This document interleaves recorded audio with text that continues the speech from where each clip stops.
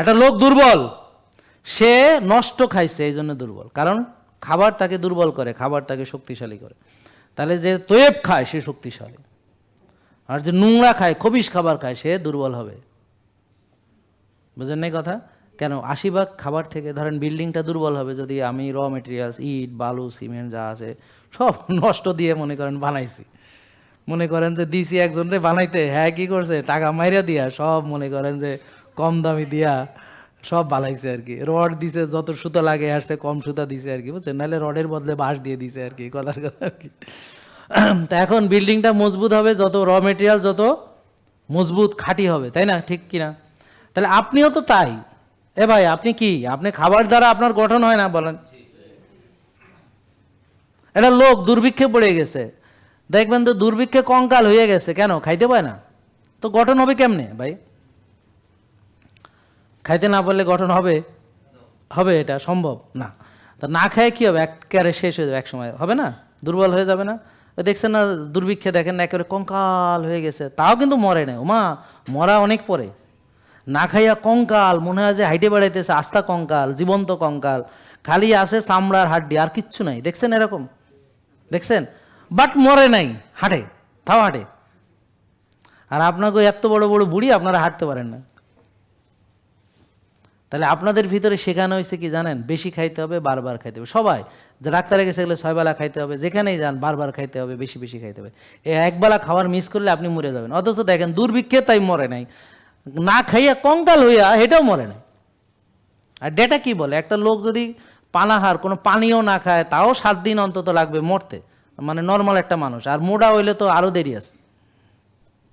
হ্যাঁ, চর্বি গইলা টইলা মরতে অনেক দেরি। বুঝেন না কথা?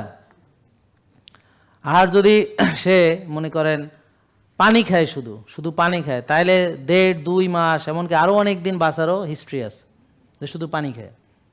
দেখ, অনেক মোটা লোক, সে অনেক দিন না খেয়েছিল, 300 কত দিন বোধ হয়, শুধু পানি খেয়েছে, তাও সে বরং সুন্দর হয়ে গেছে, ফিগার টিগার আরও সে ভালো হয়ে গেছে, সুস্থ হয়ে গেছে।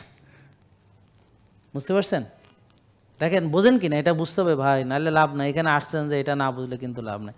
তাহলে দুর্বল হওয়ার মোট 2টি কারণ। একটা হলো নষ্ট খাওয়া, যে খাবারে কোনো পুষ্টি নাই, শক্তি এনার্জি পাবে না, বরং কি পাবে? প্রদাহ পাবে। তাহলে এই কারণে আল্লাহ আপনাদেরকে যেহেতু আশরাফুল মাকলুকাত হিসেবে সৃষ্টি করেছেন, এই কারণে আপনাদেরকে বলেছেন আপনারা যেন সর্বোৎকৃষ্ট খাবার এবং হালাল খাবার এবং সর্বোৎকৃষ্ট খাবার আপনি যেন গ্রহণ করেন, তবে পরিমিত। ব্যাপারটা বুঝতে পারছেন? মানে খাবারের পরিমাণ আছে। আপনি একেবারে সর্বোৎকৃষ্ট খাবার যদি তাও বেশি খান, সেটাও আপনার রিস্ক হয়ে যাবে।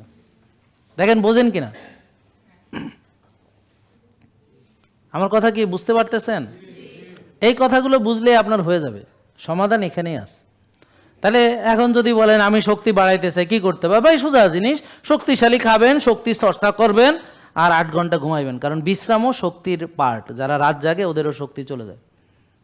পর্যাপ্ত বিশ্রাম না নিতে পারলে এনি মেকানিক্যাল, মানে যেগুলো মেশিন বা আমাদের এই যে কম্পিউটার, আমি মানুষ, যেগুলোর কাজ আছে, হ্যাঁ, যদি কেউ বিশ্রাম সঠিকভাবে না নেয়, মানে তাকে যদি সঠিক বিশ্রাম না দেওয়া হয়, তাহলে সেটা এমনি এক্সজস্টেড হয়ে ধ্বংস হবে। খেয়াল করেন ব্যাপারটা, বুঝতে পারছেন? তাহলে যারা 8 ঘন্টা ঘুমায় না, বা যারা আর্লি ঘুমায় না, সঠিক সময়ে ঘুমায় না, পর্যাপ্ত ঘুমায় না, তাহলে তারা কি করবে? দুর্বল। জেকে লাইফস্টাইল লিমিটেড, ওষুধ মুক্ত সুস্থ জীবন।